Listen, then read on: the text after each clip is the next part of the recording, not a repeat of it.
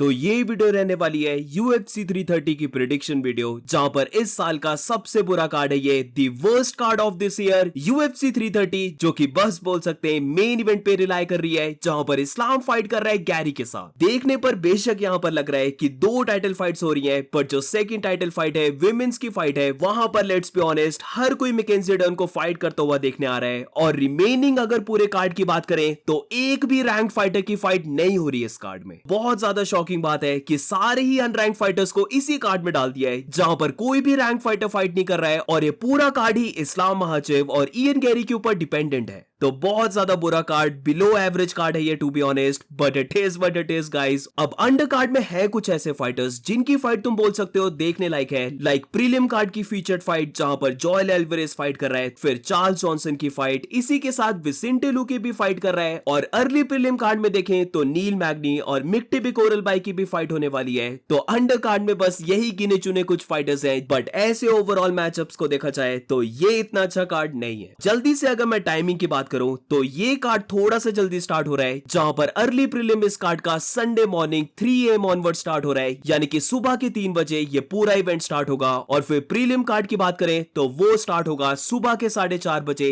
यानी कि Sunday morning 4:30 AM onwards ये प्रीलिम कार्ड स्टार्ट होने वाला है। और अगर मेन कार्ड की बात करें तो ये स्टार्ट होगा सुबह के 6:30 बजे से। तो नॉर्मल जो बाकी कार्ड होते हैं उनके कंपैरिजन में ये जो 330 का कार्ड है ये थोड़ा सा जल्दी स्टार्ट हो रहा है, जहां पर मेन कार्ड हमें देखने को मिल रहा है संडे मॉर्निंग 6:30 AM ऑनवर्ड्स। और अब प्रेडिक्शंस की बात करते हैं, जहां पर स्टार्ट करें मेन कार्ड की ओपनर फाइट से, तो ये lightweight division fighters Edson Barboza versus Esteban Ribovics के बीच में। दोनों फाइटर्स में जो मेन डिफरेंस है वो एज का ही है, जहां पर एडसन बारबोसा एक लेजेंडरी फाइटर, बट वो 40 इयर्स का है और अपने फाइटिंग करियर में इतने ज्यादा वॉर्स किए उसने कि आई एम स्टिल सरप्राइज्ड कि वो फाइट कर रहा है। एडसन बारबोसा के पास अमेजिंग किक्स हैं, हम जानते हैं कि एडसन बारबोसा की जो किक्स हैं वो कितनी ज्यादा इंसेन है, तो फाइट में डेफिनेटली उसके पास किक्स की बहुत ज्यादा एडवांटेज होगी। और जब रीच की भी बात करते हैं तो एडसन बारबोसा के पास 5 to 6 इंचेस की रीच एडवांटेज है, जो कि बहुत ज्यादा है। तो स्टार्टिंग ऑफ द फाइट में एडसन बारबोसा इसकी एडवांटेज ले सकता है, बट 2-3 मिनट के बाद guys I do think Esteban Ribovics take over करने वाला है, जहां पर वो एक यंग फाइटर है, वो हमेशा पंच कॉम्बोस को थ्रो करता है, उसकी चिन काफी अच्छी है। तो आई डोंट थिंक सो कि एडसन बारबोसा जो अचानक से किक को थ्रो कर देता है, लाइक स्पिनिंग हेड किक को थ्रो कर देता है, वैसी कोई स्ट्राइक से वो रिबोविक्स को नॉकआउट करने वाला है, बल्कि इसके ऑपोजिट काफी चांसेस हैं कि फ्यू मिनट्स के बाद एस्टेबैन रिबोविक्स प्रेशर को डालने लग पड़े, जो वो पंच कॉम्बोस को थ्रो करता है, जहां पर वो बॉडी शॉट्स को भी रिप करता है, वो चीज वो करने लग पड़े।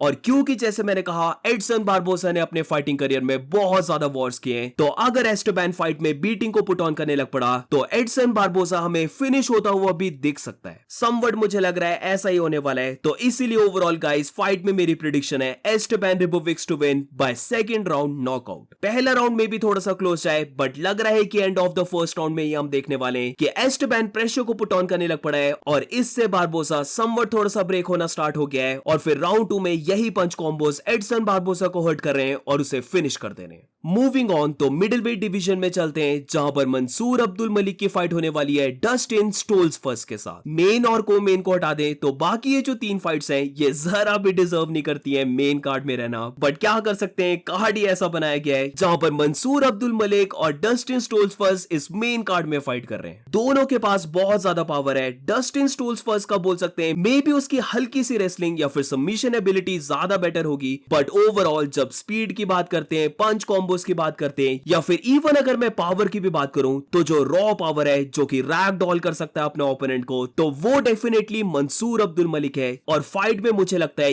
यही अपनी साइज के एडवांटेज लेते हुए, अपनी पावर के एडवांटेज लेते हुए वो डस्टिन स्टोल्सफर्स को नॉकआउट करने वाला है। अब्दुल मलिक अभी तक बस एक फाइट को हारा है, और उस फाइट को हारने के बाद काफी लोग मंसूर को अब थोड़ा सा डाउट कर रहे हैं, बट फाइट वो जिससे हारा है वो यूजुअली बेलगावरी है, एलेक्स परेरा का टीममेट, और फाइट बहुत ज्यादा इंसेन गई थी, जहां पर मंसूर अब्दुल मलिक की हमें एक चीज बहुत अच्छी दिखती है, वो है उसका हार्ट नेवर गिव अप करने की एबिलिटी। और यही बात अगर मैं डस्टिन स्टोल्सफर्स की करूं तो डस्टिन बहुत जल्दी ब्रेक हो जाता है अगर उसका ओपोनेंट उसके ऊपर प्रेशर डाल रहा है और ह्यूज पंचेस को लैंड करने लग पड़ा है। तो डस्टिन की स्ट्राइकिंग जरा भी टेक्निकल नहीं रहती है, वो अपने लूपिंग पंचेस को स्विंग करने लग पड़ता है। तो ओवरऑल गाइस बहुत ज्यादा चांसेस हैं Mansur Abdul Malik to win by first round knockout. I think so जो मंसूर प्रेशर को लेके आने वाला है और जो अपने बिग पंचेस को लेके आने वाला है वो डस्टिन के लिए बहुत ज्यादा रहेगा और पहले ही राउंड में यही कोई बिग पंच अगर कनेक्ट हो गया तो उसके नॉकआउट होने के चांसेस बहुत ज्यादा है। अब मूविंग ऑन तो लाइट वेट डिवीजन में वापस आते हैं जहां पर जेलिन टर्नर की फाइट होने वाली है काउई फर्नांडिस के साथ। फाइनली एक इंटरेस्टिंग फाइट गाइस, और ये तुम बोल सकते हो मेन इवेंट के बाद ऐसी फाइट है जो काफी लोगों को एक्साइट करने वाली है। फाइट को प्रेडिक्ट करना एक्चुअली में मुश्किल है, यहाँ पर बहुत ज्यादा क्लोज फाइट है ये, जहां पर जेलिन टर्नर का सबको पता है वो लाइट वेट डिवीजन के कंपैरिजन में एक बहुत बड़ा फाइटर है। यहाँ पर भी अगर हम देखें तो 4 to 5 इंचेस की उसके पास रीच एडवांटेज रहने वाली है, वो साइज में भी बहुत बड़ा रहने वाला है। और ओवरऑल जब जेलिन टर्नर को देखते हैं तो बेसिकली बोल सकते हैं वो जैक ऑफ ऑल ट्रेड्स है, जहां पर वो हर कुछ कर सकता है, वो ग्रैपलिंग भी थोड़ी सी कर सकता है, बट मेन गेम उसकी स्ट्राइकिंग है जहां पर वो किक्स को थ्रो कर रहा है और इसके साथ अपनी एल्बोज होगी, पंच कॉम्बोज हो गए, उन्हें थ्रो करके अपने ओपोनेंट को बीट कर रहा है। दूसरी साइड काउई फर्नांडिस एक ऐसा फाइटर है जिसकी लेग किक्स बहुत ज्यादा ब्रूटल है। आई मीन उसकी लास्ट 2 फाइट्स जहां पर गुरम कुटेलासक्यूस ने दोनों लेग्स को चॉप कर दिया था, एक टाइम पर फाइट ओवर ही होने वाली थी और इसी के बेसिस पर वो ओवरऑल फाइट को विन कर जाता है। फिर उसकी रीसेंट फाइट को देख लो जहां पर हार्डविक की उसने दोनों ही लेग्स को डेड कर दिया और लेग किक्स ही मार मार के फाइट को ही फिनिश कर दिया। तो फॉर श्योर यहां पर भी फाइट में काउई फर्नांडिस यही देखने की करने वाला है, जिधर जेलिन टर्नर की लेग्स भी थोड़ी सी वीक लगती हैं और अगर यहां पर फर्नांडिस सेम वे से टर्नर की भी लेग्स को चॉप करने लग पड़ता है तो प्रोबेबली हम देखने वाले हैं कि काउई फर्नांडिस लेग किक से एक और फाइट को विन कर जाएगा। बट यहां पर थोड़ा सा कैच है गाइस, दो मेन बातें। एक तो ये है कि जेलिन टर्नर बेशक अपनी रेसलिंग को इतना ज्यादा यूज नहीं करता है, बट यहां पर अगर वो एक परफेक्ट गेम प्लान के साथ आया तो वो डेफिनेटली देखने वाला है कि वो काउई फर्नांडिस को ग्राउंड में लेके जाए, उसे होल्ड करे, जो उसकी सबसे बड़ी स्ट्रेंथ है लेग किक्स, उन्हें ही पूरा एलिमिनेट करते रहे और ग्राउंड एंड पाउंड पंचेस को थ्रो करके फाइट को विन कर रहा है। इसके अलावा जो सेकंड चीज है जो मुझे लग रहा है कि फाइट में होने की ज्यादा पॉसिबिलिटी है, तो क्योंकि जेलिन टर्नर फाइट में एक बिग फाइटर रहने वाला है तो इसीलिए उसे इतना ज्यादा डिस्टेंस को क्लोज करने की जरूरत नहीं है जैसे कि बाकी ओपोनेंट्स काउई फर्नांडिस के साथ करने की ट्राई करते हैं और वहां से फिर फर्नांडिस लेग किक्स को मारने लग पड़ता है। यहां पर जेलिन टर्नर इन्हीं लेग किक्स को अवॉइड करने के बाद भी अपने पंचेस को लैंड कर सकता है। ऑल्सो एक और बात, काउई फर्नांडिस बहुत बार अपने ओपोनेंट को प्रेशर डालने देता है जहां पर वो केज की साइड चले जाएगा और जब भी उसका ओपोनेंट डिस्टेंस को क्लोज करेगा तो या तो वो हमेशा देखेगा काउंटर पंच को थ्रो करने का या फिर लेग किक को थ्रो करने का। पर जेलिन टर्नर का बोल सकते हो उसकी बेस्ट गेम ही तब चलती है जब वो अपने ओपोनेंट को प्रेशर कर रहा होता है और जैसे मैंने कहा उसके पास साइज और रीच की एडवांटेज है, तो काउई फर्नांडिस को प्रेशर करने के बाद भी उसे इतनी ज्यादा रेंज को क्लोज करने की जरूरत नहीं है और वो डिस्टेंस में ही रहकर खुद की किक्स को थ्रो कर सकता है या फिर पंच कॉम्बोस को लैंड कर सकता है और यही चीज मुझे लग रहा है जो जेलिन टर्नर को फाइट विन करवाने वाली है। तो ओवरऑल फाइट में मेरी प्रेडिक्शन है Jalin Turner to win by unanimous decision. Jalin Turner से पहले राउंड में नॉकआउट भी आ सकता है क्योंकि उसने बहुत बार अपने ओपोनेंट्स को पहले राउंड में फिनिश किया है, बट क्योंकि काउई फर्नांडिस इतना ज्यादा एंगेज नहीं करता अपने ओपोनेंट से तो फाइट फिनिश होने के चांसेस इतने ज्यादा मुझे नहीं लग रहे हैं, जहां पर मुझे लगता है वो अपनी रीच के एडवांटेज लेते हुए फाइट को ओवरऑल विन करने वाला है। और अब मूविंग ऑन तो को मेन इवेंट में चलते हैं जहां पर ये फाइट विमेन स्ट्रॉवेट डिवीजन की फाइट है और यहां पर strawweight champion Mackenzie Dern fight करने वाली है जिलियन रॉबर्टसन के साथ। फाइट अनाउंसमेंट होने से पहले हर कोई फॉर्मर चैंपियन जोंग वेली को एक्सपेक्ट कर रहा था कि वो वापस आने वाली है, वो करेगी मैकेंजी डर्न के साथ फाइट, बट वेली का कुछ भी नहीं पता, उसने इतने टाइम से फाइट नहीं की है और अब जिलियन रॉबर्टसन फाइट करने वाली है मैकेंजी डर्न के साथ। मैकेंजी डर्न जो पहले अपने फाइटिंग करियर में बस एक जूजित्सु फाइटर थी, बट रीसेंट कुछ फाइट्स में हम देखते आ रहे हैं कि मैकेंजी डर्न ने अपनी स्ट्राइकिंग को बहुत ज्यादा इंप्रूव किया है और अब हम देख रहे हैं कि नॉट ओनली ग्राउंड में मैकेंजी डर्न अपने ओपोनेंट्स को सबमिट कर रही है, बट ऑल्सो अगर फाइट फीट में भी रह रही है तो वो अपने पंच कॉम्बोस को लैंड कर रही है। वो कभी कभार वाइल्ड हो जाती है बहुत ज्यादा, बट ओवरऑल अपनी पावर को शो करते हुए वो स्ट्राइकिंग में भी अपने ओपोनेंट्स को बीट कर पा रही है। अब जिलियन रॉबर्टसन की बात करें तो स्ट्राइकिंग में तुम बोल सकते हो उसके पास मैकेंजी डर्न जितनी पावर नहीं होगी, बट जब टेक्निक की बात आती है तो डेफिनेटली जिलियन रॉबर्टसन ज्यादा टेक्निकल स्ट्राइकर है एज कंपेयर टू डर्न। अब ज्यादा मैं यहाँ पर फालतू का एक्सप्लेन नहीं करूंगा, अगर तो फाइट नॉर्मल वे से जाती है तो आई डू थिंक कि मैकेंजी डर्न ही फाइट को विन करने वाली है, जहां पर जिलियन रॉबर्टसन की मेन गेम ही रेसलिंग है। वो हमेशा अपने ओपोनेंट्स को टेक डाउन करके ग्राउंड में लेके जाती है, उन्हें वहां पर सबमिट भी करने का देखती है, बट यहाँ पर रॉबर्टसन का ओपोनेंट मैकेंजी डर्न है जो कि ग्राउंड में बहुत ज्यादा इंसेन है। आई डोंट थिंक सो कि ये जिलियन रॉबर्टसन रॉबर्टसन के लिए सही डिसीजन रहेगा कि वो मैकेंजी डर्न को ग्राउंड में लेके जा रही है और उसके साथ ग्राउंड फाइटिंग कर रही है, क्योंकि बैक से भी मैकेंजी डर्न बहुत बार आर्म बार को लगा देती है या फिर ट्रायंगल को लगा देती है, तो सबमिट होने का हमेशा डेंजर रहेगा। और जब स्ट्राइकिंग की बात करते हैं तो बेशक जिलियन रॉबर्टसन ज्यादा टेक्निकल फाइटर है, बट जब पावर की बात करें, एग्रेसिवनेस की बात करें और थोड़ी सी बोल सकते हैं वाइल्डनेस की भी बात करें, तो मैकेंजी डर्न ये सारी चीजों को लेके आती है। तो इसीलिए ओवरऑल अगर तो यहां पर फाइट में कुछ शॉकिंग नहीं हुआ तो मैकेंजी डर्न फीट में भी विन करने वाली है, और अगर फाइट ग्राउंड में जाती है तो चांसेस बनते हैं कि वो जिलियन रॉबर्टसन को सबमिट भी कर दे। तो ओवरऑल गाइस फाइट में मेरी प्रेडिक्शन है Mackenzie Dern to win by unanimous decision. But हाँ, इसी के साथ ऐसा भी हो सकता है कि जिलियन रॉबर्टसन ग्राउंड में लेके जाए मैकेंजी डर्न को, और हर एक राउंड बस टॉप पोजीशन को बनाया हुआ है उसने, जीरो रिस्क ले रही है, बोल सकते हैं कि बस मैकेंजी डर्न के ऊपर टॉप कंट्रोल को ही बनाया हुआ है, ज्यादा डैमेज को भी नहीं दे रही है, ज्यादा रिस्क भी नहीं ले रही है, और ऐसे ही एक बोरिंग वे से फाइट को विन कर जा रही है। तो ऐसा भी हो सकता है, बट हाँ इसके चांसेस कम लग रहे हैं और ज्यादा चांसेस हैं कि मैकेंजी डर्न अपनी बेल्ट को रिटेन करने वाली है। और अब मूविंग ऑन, तो अब बात करते हैं इस कार्ड की मेन इवेंट फाइट के बारे में, जो कि welterweight champion Islam Makhachev versus Ian Machado Garry के बीच में लेगेसी फाइट है ये गाइस। इस्लाम महाचेव के लिए ये फाइट बहुत ज्यादा मैटर करती है, क्योंकि अभी उसने अपनी विनिंग स्ट्रीक को ड्रॉ करवा लिया है एंडरसन सिल्वा की विनिंग स्ट्रीक से, यानी कि 16 फाइट्स की विनिंग स्ट्रीक है। तो अगर यहां पर इस्लाम इयन गैरी को बीट कर देता है तो उसकी विनिंग स्ट्रीक 17 फाइट्स की हो जाएगी, जो कि आज तक यूएफसी हिस्ट्री में नहीं हुआ है। बट इसके साथ एक और चीज हिस्ट्री में नहीं हुई है, और वो है कि इस्लाम पहली बार अपने से इतने लंबे फाइटर के साथ फाइट करने वाला है। और इसको लेकर तुमने देखा भी होगा काफी लोग इस चीज को बहुत बड़ी बात बना रहे हैं, क्योंकि इयन गैरी एक काफी क्लेवर फाइटर है, तो फाइट में उसके पास रीच की एडवांटेज है, जिससे कि वो इस्लाम को ट्रबल दे सकता है। अब दोनों फाइटर्स का हम बोल सकते हैं कि दोनों ही ऑलराउंड फाइटर्स हैं, जहां पर इस्लाम को अपनी ग्रैपलिंग के साथ स्ट्राइकिंग भी करना आती है, यह हमने देखा भी है कि वो स्ट्राइकिंग कर सकता है। वेयरएज इयन गैरी की बात करें तो स्ट्राइकिंग के साथ वो ग्रैपलिंग भी कर सकता है, ये भी हम देख चुके हैं। तो ऑन पेपर तो तुम ये बोल सकते हो कि ये fight all-round fighter versus all-round fighter होने वाली है, बट एक्चुअली में जो मुझे लगता है फाइट में होने वाला है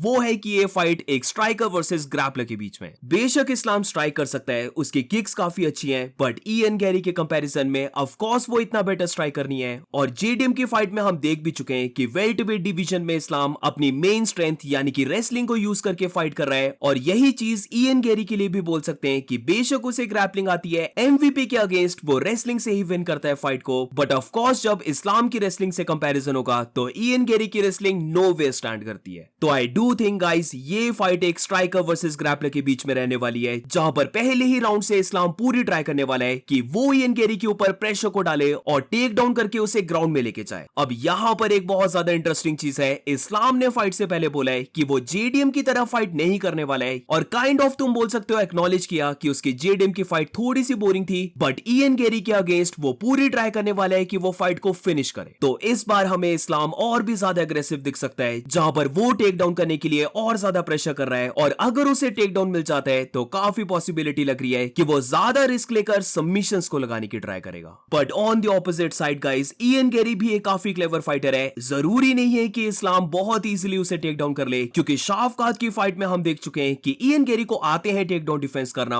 और जो मैं प्रेशर करने की बात कर रहा हूं, तो इयन गैरी की जो मेन गेम है वो तो बैकफुट में ही रहकर आती है, जिधर बहुत बार तुमने देखा होगा कि इयन गैरी केज की साइड है, बट टॉप भी बहुत अच्छे वे से किक्स को थ्रो कर रहा है, जैब को पॉप कर रहा है। और क्योंकि यहां पर इस्लाम के अगेंस्ट गैरी के पास 4 to 5 इंचेस की रीच एडवांटेज है, तो फाइट में हम देख सकते हैं इस्लाम से डिस्टेंस को मेंटेन करने के लिए वो किक्स को भी थ्रो कर रहा है, जो बोला जाता है कि रेसलर के अगेंस्ट इतनी ज्यादा नहीं थ्रो करनी चाहिए, बट क्योंकि उसके पास है वो रीच की एडवांटेज, तो वो रेंज के बाहर रहकर भी किक्स को थ्रो कर सकता है, और बार बार जैब को भी थ्रो करते हुए इस्लाम को ट्रबल दे सकता है। अब स्किल्स के साथ देखो, एक और चीज मैं ऐड करना चाहता हूं, इयन गैरी अभी बहुत ज्यादा यंग फाइटर है, वो जस्ट अभी 28 इयर्स का है, यानी कि उसकी प्राइम अभी आना है बाकी। तो यंग होने का मतलब कि वो जल्दी लर्न कर रहा है, जो उसके स्किल्स है वो और ज्यादा जल्दी इंप्रूव हो रहे हैं। तो यहां पर ऐसा भी हो सकता है कि इस्लाम उसे ग्राउंड में लेके जा रहा है, बट तब भी जो गैरी का डिफेंस है उसे इस्लाम ब्रेक करके उसे सबमिट नहीं कर पा रहा है। तो पॉसिबिलिटीज बहुत ज्यादा बनती हैं गाइस, और क्योंकि इस्लाम ने बोला है कि वो ज्यादा रिस्क लेगा, वो फिनिश के लिए जाने वाला है, तो अब तो ये फाइट और भी ज्यादा इंटरेस्टिंग बन गई है, क्योंकि अगर इस्लाम ज्यादा रिस्क ले रहा है, इसका ये मतलब है अगर वो इयन गैरी को ग्राउंड में लेके गया तो वो सबमिशन लगाने के लिए अपनी टॉप पोजीशन को सैक्रिफाइस भी कर सकता है, और इससे इयन गैरी का भी चांस बनता है कि अगर वो सबमिशन अटेम्प्ट को रोक लेता है तो वो फिर से वापस स्टैंड करके फाइट को स्ट्राइकिंग फाइट बना सकता है। अगर इस्लाम की ग्राउंड गेम की बात होती है तो इयन गैरी की जो स्ट्राइकिंग है वो भी काफी इंसेन है, जहां पर कभी भी तुम्हें गैरी का ऐसा नहीं लगेगा कि वो बहुत ज्यादा रिस्क को ले रहा है, बल्कि इयन गैरी बहुत ज्यादा कॉशियस रहता है। वो केज की साइड चले जाएगा, बैकवर्ड मूव करेगा, बट कंटिन्यूसली सर्कल अराउंड करते रहेगा और इन्हीं के बीच में लेग किक्स होगी, ऑब्लिक किक्स होगी, इन्हें बार बार थ्रो करता रहेगा, हेड किक्स को थ्रो करता रहेगा। और आई डू थिंक जब पंचेस की स्पीड की बात आती है तो इयन गैरी जो 1-2 पंच कॉम्बो थ्रो करता है वो फॉर श्योर ज्यादा फास्ट है। तो अगर वो इस्लाम के ऊपर ये पंचेस को लैंड कर देता है तो वो इस्लाम को ट्रबल में डाल सकता है। तो पूरे कार्ड में इकलौती फाइट के लिए जो मैं सुपर एक्साइटेड हूं वो इस्लाम वर्सेस गैरी की फाइट है। बहुत ज्यादा मजा आने वाला है इस फाइट को देखते हुए। और अब अगर मैं प्रिडिक्शन की बात करूं तो फाइट में मेरी प्रिडिक्शन है Islam Makhachev to win by round 3 submission. I think so feet में थोड़ी सी ट्रबल हो सकती है इस्लाम को, जहां पर रेंज को क्लोज करना, डिस्टेंस को क्लोज करना ये थोड़ा सा डिफिकल्ट रह सकता है इस्लाम के लिए, क्योंकि वो पहली बार अपने से बड़े ओपोनेंट के साथ फाइट कर रहा है जिसकी काफी रीच है उसके ऊपर। But still I think guys जो प्रेशर डालेगा इस्लाम महाचिव वो इयन गैरी को केज के साइड पुश करने वाला है। अब जैसे मैंने कहा कि इयन गैरी केज के साइड बहुत अच्छी फाइट करता है, बट यहां पर लग रहा है इस्लाम महाचिव बहुत जल्दी केज को कट करते हुए इयन गैरी जो मूव करता है उसे पूरा ही एलिमिनेट करने वाला है और लेवल को एक्सचेंज करते हुए वो इयन गैरी को ग्राउंड में लेके चले जाएगा। एक चीज मुझे इस्लाम महाचिव की बहुत ज्यादा सही लगती है जब रेसलिंग की बात होती है उसकी, और वो है इस्लाम की ग्रिप स्ट्रेंथ, जहां पर एक बार जब वो अपने ओपोनेंट को ग्राउंड में होल्ड कर लेता है तो जिस वजह से वो अपने हैंड्स को लॉक करता है वो ओपोनेंट के लिए बहुत ज्यादा मुश्किल होता है ब्रेक करना। और क्योंकि इस बार इस्लाम ने और भी ज्यादा वेट को पुट ऑन किया है, वो तुम बोल सकते हो प्रॉपर वेल्टरवेट फाइटर बन चुका है, तो अगर फाइट ग्राउंड में जाती है तो यही ग्रिप स्ट्रेंथ इयन गैरी को और भी ज्यादा ट्रबल देगी। अब टू बी ऑनेस्ट मैं पहले जाने वाला था कि इस्लाम फाइट को विन करेगा बाय डिसीजन, बट क्योंकि मैं फ्यू डेज से सुन रहा हूं कि इस्लाम बोल रहा है कि वो इस बार डेफिनेटली फिनिश के लिए जाएगा और वो ज्यादा चांसेस लेने वाला है, तो इस्लाम के लिए भी ये फाइट थोड़ी सी रिस्की बनती है। बट आई डू बिलीव कि वो ऐसा करने वाला है और इसीलिए मुझे लगता है कि पहले 2 राउंड्स में बार बार टेक डाउन करके इयन गैरी के ऊपर टॉप पोजीशन को बनाने के बाद गैरी को स्लो डाउन करने वाला है, और फिर उसके बाद 3rd राउंड में फाइनली उसे एक और बार टेक डाउन करके वो गैरी के ऊपर डास चोक या फिर रियर नेकेड चोक से उसे सबमिट करने वाला है। So that's it guys, let's see क्या होता है। कार्ड ये ओवरऑल बहुत बेकार है बट मेन इवेंट के लिए मैं सुपर एक्साइटेड हूं। Do let me know in the comments तुम्हारी क्या पूरे कार्ड में पिक्स हैं, और स्पेशली मेन इवेंट इस्लाम महाचिव वर्सेस इयन मचाडो गैरी की फाइट में तुम किसको पिक कर रहे हो, डू लेट मी नो। और इसी के साथ अगर तुम्हें वीडियो अच्छी लगी तो please make sure to like and subscribe. मिलते हैं नेक्स्ट वीडियो में।